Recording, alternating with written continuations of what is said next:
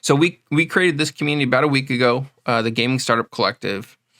Really where it started was I, as a founder earlier this year, trying to fundraise for infrastructure project we were building, just found it like really, really difficult.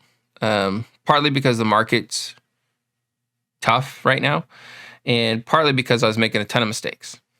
And I wish that I had someone or a group of people I could go to like brainstorm things, invite people who have maybe been through this before to ask them for advice. So that's really what we're trying to build here. So as part of that, we took a poll and we said, what is the topic that's top of mind for everybody? And fundraising was numero uno. So I had the pleasure to speak with Shai earlier this year. Shai, why don't you go ahead and do your own intro? Because I'm just going to butcher it. But he's like, an amazing person. Go ahead. Thank you. I appreciate that. I'm working on being amazing. We'll put it that way. I've been in IT for about 28 years now. The last my majority of my career was really focused around digital transformation, really understanding IT and really understanding the bleeding edge of technology, and helping enterprises and startups go through those enterprise transformation many times as a solution architect. So I've had the benefit of both being at an architecture and at an executive level, but also being very hands deep and hands on with all the builders throughout my career, and really getting into every nook and cranny of IT that I could. Since 2010. I've been digging into the blockchain space in general. I read the Bitcoin white paper in 2010. Coincidentally, was Halloween. Around Halloween, so around the two-year mark. Built the Bitcoin miner. Typical story of wiping the Bitcoin miner and then putting it somewhere in my storage and then losing it in the storage, and just accepting that that's the way of life. Focusing on the technology, really everything I could till about 2017, and then 2017. Really with the ICO boom, really something hit me around the ability now of programmable money to really be run on a distributed network, particularly with smart contracts, and sort of all the abilities and things that you could do as an enterprise if you were to start adopting that technology. So continued digging into it until about 2020, and then 2020 founded the crypto cohort across Amazon, built that out to a 1,600 community with about 800 hours of content. A lot of the messaging, a lot of the announcements that you're hearing, including the Solana one today, were some early projects and initiatives that I was part of almost 2 years ago. So I was very fortunate to be in an executive role, leading the Web3 partner organization, and then most recently had the opportunity to start my own startup, which is Kalman's Forge, and we build startups. And so I'll leave it at that. Thank you for having me on. Boom. There you go. See, I told you I couldn't do that justice. Oh, he also forgot to include, let's see. What else have it? Oh, yeah, there's some stuff. Let's see. You're a competitive drone racer or hobbyist? So, this is a fraction of the drones that are in the collection. We started cleaning up a couple months ago. I used to do more of the acrobatic flying. I would say competitive, mostly competing with myself and circle of friends that we had. We had a local community group, and we were competing mostly on photography shots and stuff like that. There was a whole mess of 3D printers back here for 3D printing. And I would say the thing that I'm most proud of all my hobbies was that all this led to delivering about 35,000 face shields for the foundation that I founded, which was for PPE for PA. And so it was awesome during COVID to put my engineering skills and 3D printing skills to use to deliver face shield and face masks for our community. See, I told you guys. I told you guys he's an epic person. All right. I'll add. There's 4 kids somewhere. When they left the house today, there was 4. We'll see when they come home. And weren't you like mayor or something? You used to be a mayor, or no, hold on. I was council member, not quite mayor. All right. Anyhow, oh shoot, did I lose you? Can you hear me, Shai? Oh. Can anyone else hear him? Or is it just me? Did you lose me? Oh, I can hear you now. My studio mic cut out, so I apologize. I'm going to use the regular mic for now. I was saying thank you for the title mayor, but I wasn't mayor. I was actually council member in planning commission for about 4 or 5 years. Council, it's easy being a mayor because you just get to make decisions and hit the iron gavel. Yeah. As a council member, you have to really work with everybody, be part of communities. So yeah, there you go. That's where I got a lot of my teeth on public sector. Okay. All right. Now we're done building Shai up. So let's tear him down. No, I'm just playing. All right, guys. So again, like the whole topic of this meeting, Shai has seen a lot around fundraising, supporting early stage teams. So there are no questions that are off limits around that topic. So I guess I can open the stage if anyone has some initial questions. And if not, I kind of have a flurry of questions I've set aside to ping him with as well. So anybody have some initial questions around Web3 fundraising? I've got a couple initial questions. Good to meet you. This is Dave, as you can see. So traditionally, I've been a founder of lots of different types of companies, and usually solo, sometimes with friends. Traditionally, I put a lot of work into a pitch deck, and I've seen people put a lot of time into a pitch deck that's just chock full of information. It's actually on one of Nuana Pilot's podcasts a few weeks back that I heard some very pointed, contrary kind of a discussion that is not necessarily the amount of information you put in, which it seems completely obvious in retrospect, but the pitch deck is really to get attention. But I'm always fearful about leaving out like the magic. Like, is there a magic number that I should have put in, etc., to show traction or potential or growth? And so usually, well, I should say lately, I've been trying to add enough in there to kind of spark the dream in somebody, and so that they could potentially see the large goals or what have you. But what is your opinion on that about abundance of information versus use the pitch deck to get the meeting? So I'm in the camp of that more information is better, right? That giving more information that's relevant to what you're doing, right? When you start going into superfluous and you talk to start adjacent and you go off the rails, then yes, that's too much. But for example, my narrative for Kalman's Forge was 9 pages with 45 pages of data. So I'm of the camp where I prefer to give more data. And as I look at myself as a technical investor, right? I invest from a technical side, looking at do we build the resources, right? Is this worth the technology, right? Not cash. I invest in the technology side, right? Like digging into the tech and what we build the tech and how we build it and all that stuff. So when I spend time on that technology, when I look at startups and things that are building in the space, I'm looking for that depth, right? When I don't see that depth, to me, that's a red flag of either the team's not thought about that, or are they not understanding the technical details, right? And if they have a great pitch deck, but they don't have some of those technical details that we're looking for, or even like you said, some of the market details of what the market's like, and then are they not really seeing the full picture?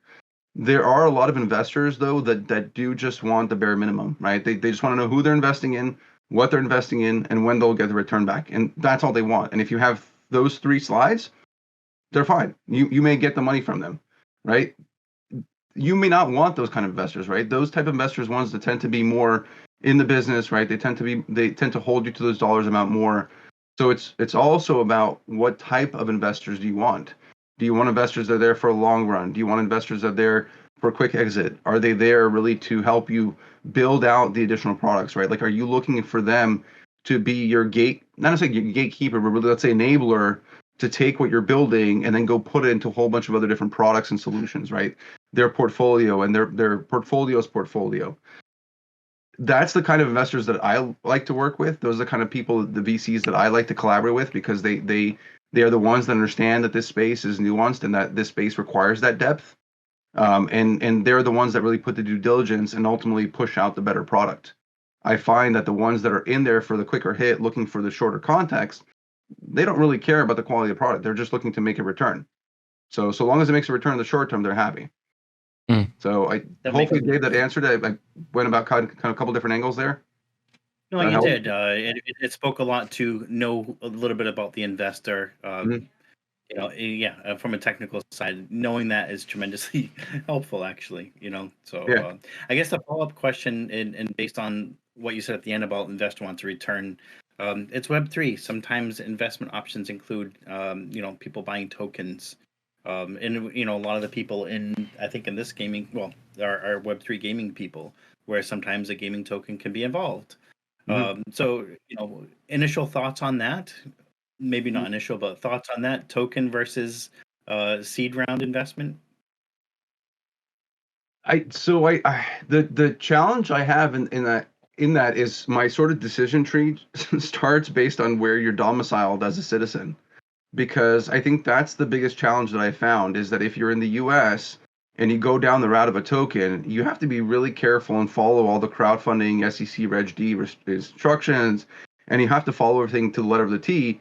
I, Again, from my perspective, I've been in public sector. I was spent time in the military, so I have a respect for laws and rules. Right, I'm not here to break laws and rules, even if I don't like them. They are the laws and rules that we have in the U.S., and you have to understand those SEC rules. And that's the thing that I recognize is when a lot of builders, especially in the gaming space, go the token route, they don't recognize the SEC rules that they're sometimes violating. Right, I'm not a lawyer, but a simple one is you're not allowed to publicly solicit your token. Right, that's what we've had a lot of tokens in this space get in trouble for. So there's simple things like that we need to understand as builders and entrepreneurs and engineers and marketers in this space, that to make sure that we're not violating some SEC rule. Right, that's Mm. again if you're domiciled in the US. And that's why for myself personally, even the things I'm building, as much as I'm not crazy about it, I'm still going down the VC seed route, and then I'm looking sort of counter to that and really adjacent to that, the crowdfunding options like WeFounder, INX tokenization, all these platforms that enable you to come on and really take a lot of that burden off of you. Right, that's a great thing when you have a partner that can take all that tokenization legal overhead away from you. And then that way, you know that you are following the rules all the way through, right? Of course, you still have to be careful. You probably should still have legal counsel, but there's a lot of caution that you have to go down if you're in the US and you're going down a token route, right?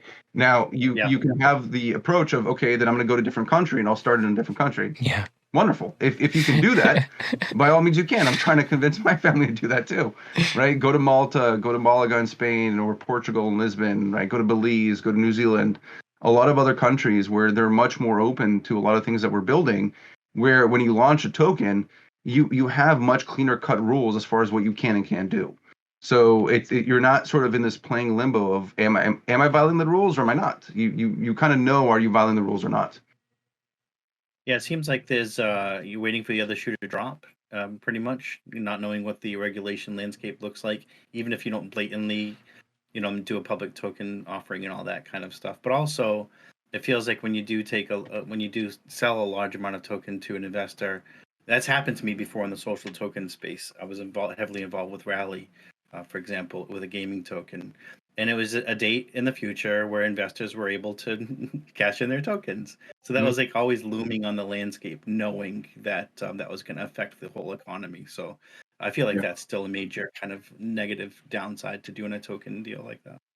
So the lack of the secondary market on the VC side, right? The challenge in building the cap table when you're doing it through a traditional VC route almost forces you to be more protective and more careful as you're going through and building it, right? You're much more clear about what your terms are with the VCs, when the equity vests and all this stuff, and you're going through all that detail with them.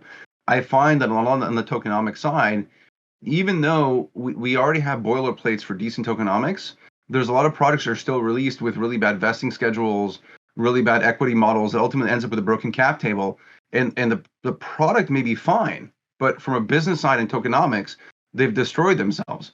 So then you Mm. end up with, hey, we're going to launch a new token, and you hear this all the time. And when you dig into why, there's a good amount of, let's say, I would say about 40 to 50% that are just because of broken tokenomics. They just realized they screwed up when they launched the tokenomics. That's it. So that's the other reason why I'm still leaning towards that VC route, right? Again, unless you're in other countries and then you have that regulation that you know of, some of those things you can build against, and then those partners in those countries are much more capable of building those tokenomics models. Mm. Have you? Thank you, sir. Are there some like boilerplate approaches to token structures investing that you've seen, Shai? Like I think we've done, the VC and the team have the same vesting cliff and scheduled to make sure like incentives are aligned. But I guess, have you seen any boilerplate stuff out there that we could share with the community while they're developing their tokenomics? I mean, it's similar to what you said. I'd have to find one of the links and see one of the ones that I recommend. My challenge in like recommending a boilerplate is that I don't want people to just take it and use it as it is. Yeah. The point is that you should go and understand why it's there, right? So, I mean, the Open Zeppelin are some of the common contracts when we talk about tokenomics. That's the common sort of partner solution that we look at, is all the Open Zeppelin contracts that are out there. So those are great. The other one is I would look at partners like ThirdWeb, Alchemy, and Infura. A lot of the sample contracts that they have also have a lot of those tokenomics built into them too. And so those, you can use those as those boilerplates. But again, I would highly encourage everybody, don't do the thing that we do in traditional development where you take a code example, you copy and paste it, and it works great, right? Try to really understand why the tokenomics are there and why that vesting schedule is there, right? And if it's 2 years, why is it 2 years? Does it make sense for your business, right? That's a bit of the challenge, right? There's no one boilerplate that's going to be like the base for everybody. There's like some basic things, right? The token distribution, right? The amount of tokens in circulation, the vesting schedule, the amount of people that you deliver it to, right? The way that you hold it in the developer wallet with a multi-sig wallet as well. Those are basic, like best practice things that you should follow. But then the things like the vesting schedule sometimes just relate to your business as well. Like how long is your business going to take till it becomes profitable, and how soon do you want to start incentivizing people? So don't just take it carte blanche either. Take it as a guidance, and then say, does this really apply to what I'm doing? And if it doesn't, ask yourself, are you veering off from the norm too far? And you're trying to do something that like hasn't been done before, and you're really passionate about, we should do this differently? Or is it like, hey, we're going to adopt it because it makes sense, and yeah, let's just go that route and we'll figure out the rest later? I think that's good advice. That's good advice. So I don't know if I pronounced your name right. Erasmo had a question around any thoughts about tokenized company shares. Have you encountered it? Yeah, so we're seeing a lot more of that happening, right? We're seeing a lot more of like real world asset tokenization coming on chain, and so you have the sort of. I want to make sure that there's two ways to come at the question, right? So tokenized shares could be tokenized Tesla, Apple, right? Traditional like New York Stock Exchange shares that are tokenized, right? That's one of it. The other tokenization is sort of as you're launching a company, you're tokenizing the company's shares. I think the latter one is the one that they're referring to. I don't think they're talking about real world assets tokenizing a chain. Okay. Yeah. So the second one, right, which is similar to things I'm looking at too, it's the equivalent of issuing your common shares, but rather than issuing your common stock or preferred stock as traditional stock, you're issuing those as tokenized stock. So all it is, and again, it depends on the platform you're using, because what you're doing is you're basically defining the tokenization platform that you're using or the exchange as a line item on your cap table. And so all the investors come in under that one line item, and you issue out a certain amount of tokens to that tokenization platform. So let's say you're using tokenization platform A, right? You assign them 10,000 tokens. Those 10,000 tokens equate to something of your company shares, right? Either the common stock or the preferred stock. So you still have to understand the traditional cap table and traditional stock models, at least in the US, right? That's the way it has to work here. And then on the exchange side or on the tokenization platform side, they are then selling those tokens that represent an equivalent share of either common stock or preferred stock. Generally, it's common stock because you have no voting rights. Boom. There you go.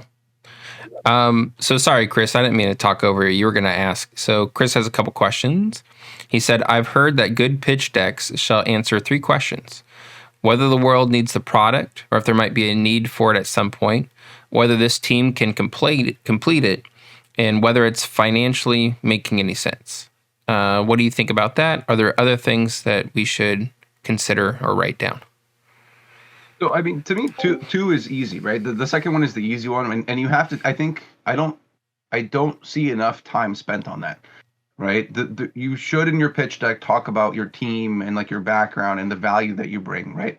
I have 6 years of Amazon, great, but I also have 28 years of IT, right? I have digital transformation experience.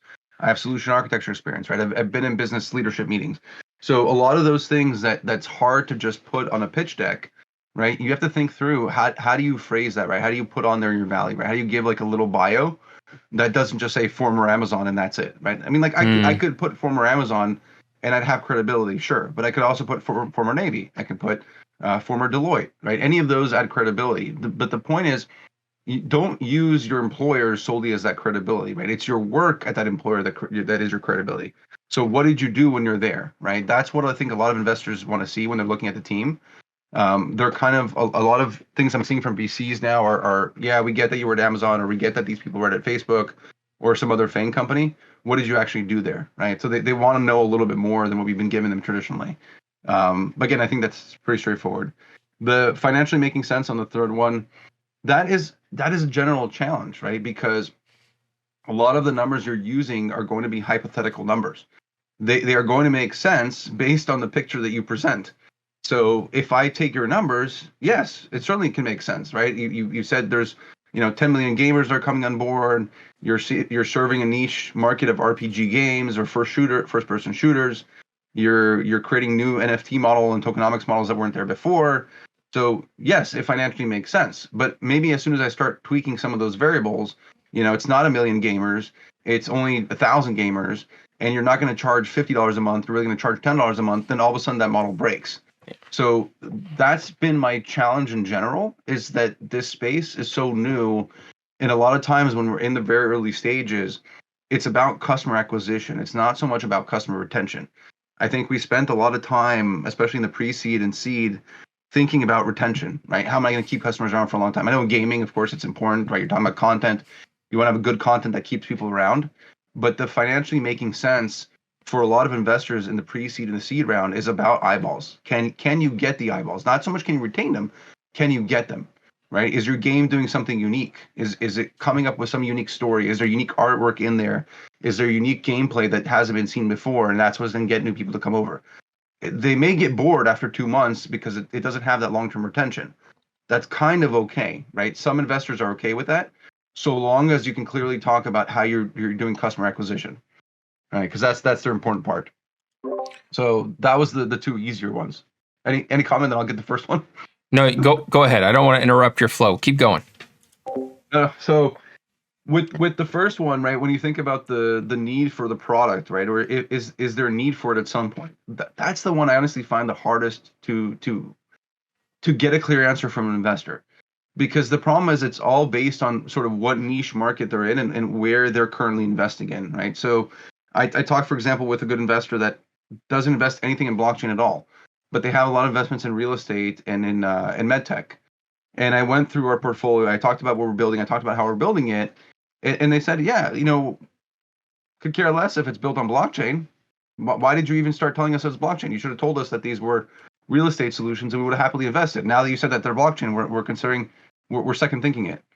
And it's like, well, why, right? If you're seeing value in the solution, why are you second guessing it, right? It's because they don't see value in blockchain. They do see value in the real estate side of it. So again, it does go into, what we said before about you need to know your investor. You need to know what they're looking for. What is their pain points in their portfolio and their ecosystem and in their world? What are the things that they see as the need? It's great if you see the need, but if they're no longer in blockchain, or they don't care about blockchain and they only care about real estate, and you're not coming at them from that real estate angle, then they could care less.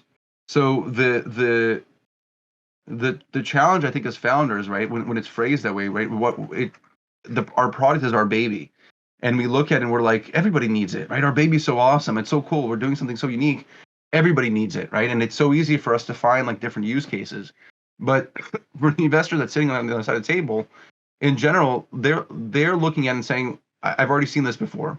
I don't see the difference here.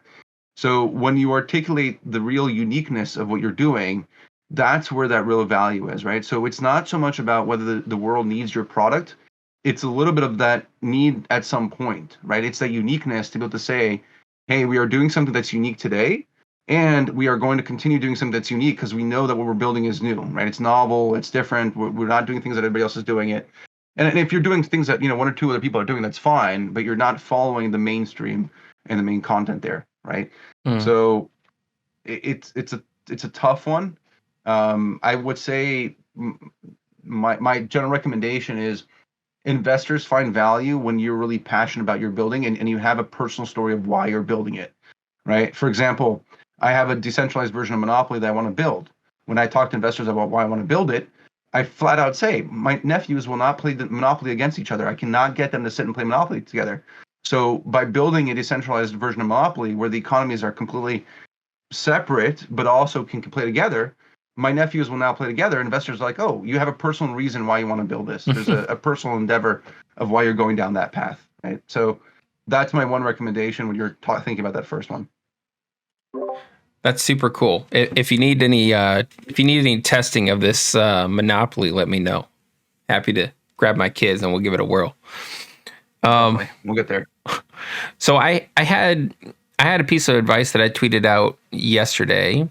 So if you're a first time founder and you don't have a network and you're trying to go out and raise your first round, right? Like either angels or your seed round. My advice was find like 5 or 10, research their thesis, research the recent companies that they've backed, network with those founders, ask those founders for advice on what you're building. And then once you have a strong enough relationship, ask them for a warm introduction back into that VC where like your product fit. Is that, I guess, what do you think about that? Is that a reasonable approach versus just, cold emailing, cold calling, hunting people in DMs, all that stuff? I mean, look, I 100%. I think that's the good way to go, right? When you think of there's many different angles that you can go down. I don't want to say that one is basically better than another one. Yeah. Right. But I like the idea of building things through a partnership angle, right? When you're coming to a founder and you're saying, hey, look, what you're building is really cool. I see the value here. I see what you're doing, right? Have you thought about this? Maybe you're giving them suggestions about different areas that they can go in the product, right? One, they value that feedback. They are like, holy crap, somebody's taking their time out of their day, another founder, somebody else that's also in this space and is giving me that feedback. So you already earned their trust, right? And that earns trust goes a long way with the VCs, right? Because those VCs have hundreds, if not thousands of pitch decks coming to them per week. And so when a founder in their portfolio is saying, hey, I've talked to this other founder and they got a really cool thing that they're building and I can potentially see how it's going to benefit our product too. Now that VC that they're talking to has two reasons to be interested. One is because it's a cool product and a new investment. Two, because it can probably and potentially bring them more capital into their existing investment, right? Either through additional revenue generation or other options. So yes, I 100% think that's a great route to go down. So hopefully that answered that question. Was there a follow-up to that one? No, I just, that tweet got 15 views. So that's a little unfortunate. So much alpha for 15 views, but it's all good. We're growing. Good advice sometimes takes a long time to find the right ears. So yeah. it lives on ephemerally. Don't worry, it'll find the right ears eventually, right? I think that's great advice. If you're new to this space, right? The idea again of building that trust is key. It's not about quantity, right? I've been through it myself, and I've seen many other people that have this notion of I'm going to hit 200 investors, and of those 200, 10% should hit. That's 20. Of those 10%, another 10% will likely bid, and then one of those two will go on. Fine. If you want to play that game of pitching to 200 people just so you can get that one, go ahead. You're going to spend at least 400, if not 600 hours. Yeah. 2 to 3 hours per investor. Yeah. It's a waste of time, right? My perception is it's about quality. You made a really good point there, Ryan, about knowing who your investor is, right? If you know who the investor is, you pick maybe those 5 founders, you know who those 5 founders, what investors, what VCs they're attached to, right? Who they've worked with before. You now, because you know the founder, you know their use cases that they're going after, you know the types of founders that they're going after, and then now you also have a VC and you understand their portfolio. So when you go and talk to them, you're not just somebody that's pitching to them. You're now almost like an insider coming to them and saying, hey, look, I really want to help you and work together, right? Work together. How can we collaborate? That's awesome. I don't know about you guys, but I'm really enjoying this conversation. Like, I'm not finding this type of dialogue anywhere.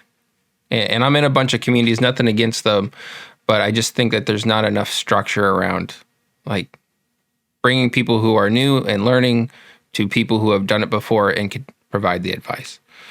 So I think that, Ryan, I'll comment on that. That challenge, I think, is because we have a lot of people coming from the Web2 space, right? A lot of people are coming sure. from that Web2 space on the business side as well, and they're coming in and saying, hey, we can do things in the Web3 space the way we've done traditionally. Yeah. If you want the next 100 million users, you have to do them the same way that we did in Web2. My argument is that's kind of true. We almost have to do the same things, but you can't do everything that you did in Web2. You have to understand some of Web3. For a simple example, you think about marketing the value of, where does the game sit on the decentralization scale? Is it 100% decentralized versus, 100% centralized? Where does it sit on that, right? A lot of Web2 people don't know necessarily how to have that conversation and talk about it. The Web3 side, right, where a lot of times we're cowboys and we tend to sort of fly by the seat of the pants. So I think that's the idea is we're trying to really focus on that middle part and really bringing a lot more structure in. Well, hopefully we can give more and more content to serve those people, All right, so let's see what else we got. By the way, everyone, if you're new, if you just hopped in, not sure what's happening, this is Shai. He is amazing. He has an exceptional track record in building companies, helping companies kind of turn around their technological infrastructure. Past Amazon, past Mayor. I'm saying Mayor. You can't stop me, Mayor. I get in trouble by somebody. I love he's building up. I'm going to pronounce it incorrectly. Kalman's Forge. Is that right? No, you got it right. Okay. Kalman's Forge. Yeah. Yeah. So it's a VC fund that is really on the cutting edge of tech, including Web3. And so if you have any questions about fundraising for your project, like literally nothing is off the topic. No question is too dumb. Chances are if you're thinking it, half the rest of the audience is thinking it too. So just feel free to type it or ask live. Yeah, and I'll say if you're coming at it from the technical angle, I am a tech geek. You can see by the things I build over my head. Yeah. So any technical question, feel free to throw it. Right. Any kind of investment question, I always come at it from a technical angle. So my focus is really on deepening the tech in this space, and so that's really what I'm building Kalman's Forge for. Right. Is really to get deeper in the tech, and so. By all means, I invite everybody to reach out afterwards. I'm happy to really dig into what you're building, because I think that rigor that you talked about, Ryan, before is really important, right? Really building that depth into our products. Absolutely. But yeah, I see Angry OG, somebody's hungry. I've got a quick question. Sorry. No, welcome. Yeah, I was just going to say, Shai, like, I'm curious, since you have that tech background, I found this with different VCs, like if you have like the blockchain background, you may be more favoring, like you talk about the decentralization scale, you may be favoring companies that are further along in the decentralization scale. I'm curious, do you have like a bias like that? Or do you think, are you following more where you think the market is going and maybe like, someone 25% on the decentralization scale, but with a plan to grow further as the market matures and as, the friction reduces, things like that? Or I'm just curious, do you have a thought process there? That latter one is the key part there, right? The decentralization is a growth that we're going to get to, right? We're about, I think 25% is a little generous. I would probably say more like 10 to 15% of the tech stack is really what's decentralized. Now, that being said, you do have some projects that are pushing higher, right? When they decentralize their front ends, and they do some of their computation on a distributed network that runs on Cosmos as an example, they can get closer into that 75, 80%. However, I think at some point when you look at the stack anywhere, right, when you start getting to the CDN side, when you start getting to the distribution side, at some point there ends up being some sort of centralization, even if it's down to the client that they're using, and they're only using the Geth client and that's it. Well, then they're centralized on the Geth client for Ethereum. They're not distributing they're not truly decentralized when it comes to even Ethereum clients. So there's so many places in the tech stack that we can pick apart and say, you're not really decentralized. You're really centralized here, right? This is where your throat is to choke. That will come over time, right? And I think that's the key part of as builders that we need to understand is that it's okay for us to use some Web2 technologies, right? A lot of the stuff that is available makes it easier for us to do things that's available in AWS or Azure or any other cloud provider, right? We still can't get in the decentralized world. For example, if I want to do SMS messaging, I can spin that up in a couple seconds in any cloud provider. There are some Web3 solutions that are coming, but it's a lot more challenging to get through those. So that's where the Web2 world is still beneficial, and it's really about builders understanding how do you bring the two together. And then the VCs value that, right? They value people that understand that this isn't a maximalist world of everything is going to be decentralized and, screw the system, right? There's a handful of those, right? But those handful tend to be anonymous, right? They want to invest through tokenization platforms, and they're out there, right? So if you're going for those, that's fine. Again, you need to know your investor. But the bulk of investors really sit in the middle, where they're just tired of the vaporware. They're tired of the stories that they've heard in the space, right? They're tired of sort of like lofty goals of applications that want to do everything under the sun. And so they want to see a lot more people to understand that you're not going to be, sort of 100% decentralized, and you're going to build towards that path. So exactly what you said, right? 25%, and you're going to go in the future and build it out. I think that's a great mentality, and that's the camp I sit in. That help? Good. Yeah, absolutely. Thank you. Go ahead, Hangry. Yeah. Great conversation. I'm a founder of a couple of Web2 businesses, and equally a founder of a Web3 gaming ecosystem that we're building. My question, we're in that journey at the moment with the VC and angel experience, which is, fraught with ups and downs, as we're all aware. But my question is around traction. There's a lot of emphasis, and VCs that I've come across are really interested in the traction side of stuff. But if you have previous games that you've built, great. But if you don't have a previous game you've built and you've got a small community, what's the kind of take? What's the strategy in terms of communicating a traction piece to a VC group of VCs? So I think what they want to see, if you don't already have established traction, they want to see what is your plan to gain that traction, right? How are you going to get into that market? How are you going to grow those customers? Again, remember, it's not about the retention.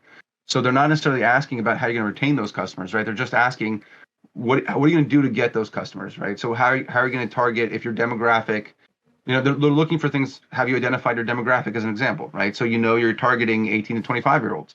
Okay, have you decided on your TikTok and Instagram campaigns? What does that look like, right? How are you bringing them from those platforms into your Discord channels? Once they're in Discord and they have an X role of, guest or something, how are you converting them, right? So what's your conversion process? How do you take them from somebody that's just interested into something else, right? I'll give credit to Ryan, right? The way that this Discord server is set up, right? When you come in and you have to go through all these questions, right? That's a great thing from like a VC side to see. Oh, that's how you're converting your users, right? You're asking them all these questions. You're getting data points on them. That's part of your conversion process. So that's what they're looking for, right? Is do you have those things in mind, and are you starting to execute on those? Awesome. Thank you. Okay. All right, we got a couple other questions here. Let's see. So scrolling up here, Chris, thanks for the answers. This is circling back a little bit. Regarding acquisition, what VCs like to see at the early fundraising stage, where product is not yet market ready, when the project cannot show users using the project? Is it a focus on social, like Twitter, Discord, followers or participants? Yeah, so there's two parts to it, and we could tie. There was a question about the MVP stage and app development, so we can kind of tie the two together, right? I think when you're at that pre-seed stage, what some of the investors are looking for is really, do you have something that is going to capture those eyeballs? So do you have a website, right? Do you have the website with a login page? Do you have any socials that are also either just launched, right? There's a lot. I don't know why there's a lot of projects that start up and don't create a Twitter account. They don't create a LinkedIn account. They maybe create one TikTok account. That's it. So that availability on the other socials is one of them, right? Are you on those socials? Are you posting on there? Do you have the eyeballs, right? That's one thing. That's, again, customer retention, right? Do you have the right eyeballs on those social channels? And then on the MVP side specifically, as you're building that out, do you have something that you can show and gain that interest? So is it UI, UX mockups, right? You might have a website, and the website might have like one screenshot and say sign up now. That's great. That's going to help your customer acquisition. But if you have a white paper, that's going to have even more customer acquisition potential, right? So again, they're looking for that white paper. If you have a UI UX mockup where it's either like a PDF or a mock website or a mock application that people can just click through and get a feeling of what that's like, that will add an additional value to the VCs and things that they're looking for. So ultimately, I think in that pre-seed round, they are really looking to validate functionality.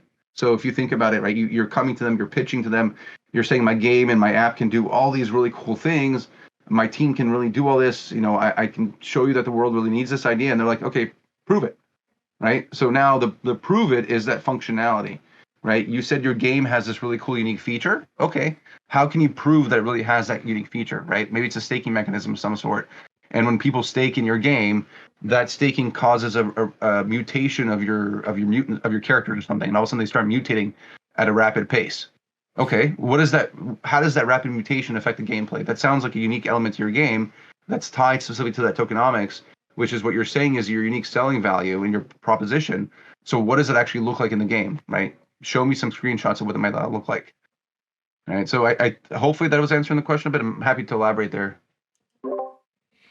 Yeah, I think you crushed it. If you have follow-up questions along that same train of thought, feel free to share them. In the meantime, I'm going to share a quick little anecdote. So earlier this year, I had infrastructure startup we were attempting to fundraise for. But in order to prove its feasibility, we had to have a game to show the tech working. And so we went through the route of trying to fundraise to build this game to prove that our infrastructure would work, right?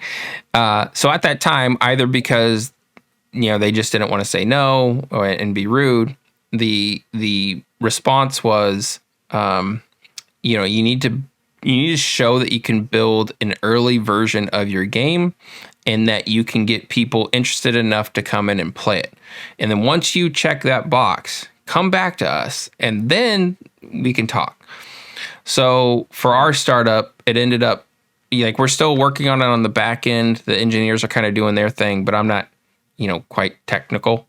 So it leaves me with some free time. So I started doing some support work for a Web3 game called Last Resort. I'm doing some marketing and community stuff for them. And they've done it. They have built a game. They've gotten over 1,000 people in it on their first public alpha. They've had their first free mint. And I sat in on a couple pitch meetings and they were saying, hey, look, we've built it. We've shown people will play it. And me knowing what I know, I was like, great, here it comes. We've checked all the boxes. And unfortunately, the yard post has moved. And now it's more like, that's great, but it's not quite what we're looking for. I think the market's waiting for what that next evolution is, I guess. So I think that challenge comes from that we're leaving it up to the VC in this case to determine what that MVP is like, right? What they're expecting from that MVP. So either when we're having those initial discussions, we should before those discussions at least have an understanding of what MVPs they've accepted before. Or I've flat out asked in those meetings, right? What do you expect to see from an MVP? Is a functional prototype where I can walk you through a website and there's not really you can't really do anything, but you can click around and move around through the site. Is that enough? Do you want UI mockups? Do you want design? If it's a game, do you want one level that you can play? Are you looking to play till the end where you reach the boss level? Right? What is that MVP that you're looking at? And particularly in a game, I think it's about how much polish are you looking for, right? And clarifying what that MVP is.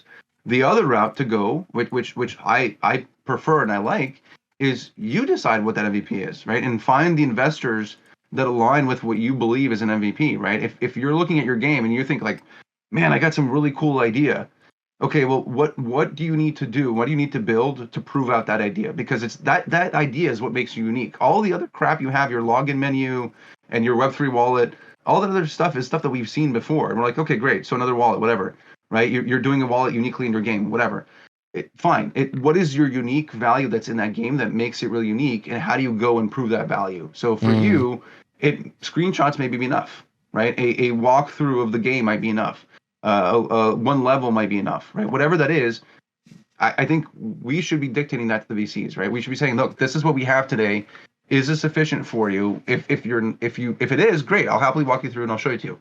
If it's not, well, I don't have additional capital to keep putting money into this and keep chasing your dream. I'm not building a game for you. I'm building a game for this market that I see as an opportunity there. If you want to come on board and you see that opportunity, great. Then we're happy to take your capital and continue to build out the game. If you're not, we'll go find other VCs. And the last comment I'll throw in there is angel investors tend to be more willing to see things before they're fully baked. They tend to be more willing to go on a limb and say, hey, I'll invest things. Now, the cautious is that we're not seeing angel investors throw out checks of 100,000, 200,000, like they used to do 2 years ago. Yeah. But they're still giving out smaller check sizes. So, don't only, remember that there's angel investors and there's VCs. There's technically two different classes. I like. No, I'll just Go ahead, I'll Gressel. just throw out this one comment because I thought that was excellent. I love that whole the way you explain that. I recently got some great advice from a founder who was telling me, obviously you have to listen to the feedback you get from VCs, and if you're getting VCs that you really want to go after, and they're telling you, you need to be further along or you need to do this, then certainly take that into thought. But he said, when you're really lining up those investors and you're ready to raise, don't go on a quest every time an investor says we need to see X, because they may be not allocating a lot, or and they want a certain threshold met, or maybe it's just not a great fit, and you just need to say, all right, I'm moving on to another investor because I want to find one that wants to invest in us where we are today, not where they want us to be in months or whatever. But I thought your explanation was great. Thank you for adding that. I like the swagger in your answers. Like, I feel like at times when your runway is running out and like it's, you need that capital to kind of keep building the thing, you can get a bit desperate. And so you're like, okay, sure. Yeah, I'll chase this stick that you threw in this direction. But I like your guys' thought process around that. It's awesome. That actually shortens your runway if you think about it, because what you're doing is you know that your runway is like this, maybe it's like 2-3 months out, and all of a sudden now you're like this, and then you're figuring out, okay, shit, how do I get back to that 2 months and then extend it out? So that's right. It to me looks like a really weird way to go around. Yeah, it's a good way to burn some time. All right, folks. So we are rounding this call. I want to be respectful for Shai's time. I think we have about 5 more minutes tops here. Any last questions, comments, concerns that you'd like to ask? And Shai, in the meantime, while they're thinking or typing those out, if folks want to follow you, follow your journey, stay in contact, where should they go? What should they do? Yeah, let me drop the, if you look through my website, that's probably the easiest. Let me drop the link here. If you go on shaiperednik.com, the links to my Twitter and or X and LinkedIn and Instagram, whatever other accounts I have, is all there. That's the quickest way to follow me through there. I generally spend most of my time on LinkedIn. As a techno geek, I'm trying to do my part in the Web3 world to bring technology to LinkedIn and more sensible technology conversations. So you can usually find me on there. I tend to post more whimsical stuff on Twitter. But yeah, I live around the digital world most of the time. Very cool. All right. Really appreciate your time, Shai. No Autopilot. Thanks for hosting. All right, Shai. I think you made it through our litany of questions yet again. No, awesome. I love your hosting style. I'm always excited to do this again. So thank you very for the time, and I appreciate all the good questions. Best of not luck, best of fortune, and keep driving through and forging ahead. Oh, there you go. Get there. All right, folks. Thanks so much. Y'all have a great rest of your day. See ya.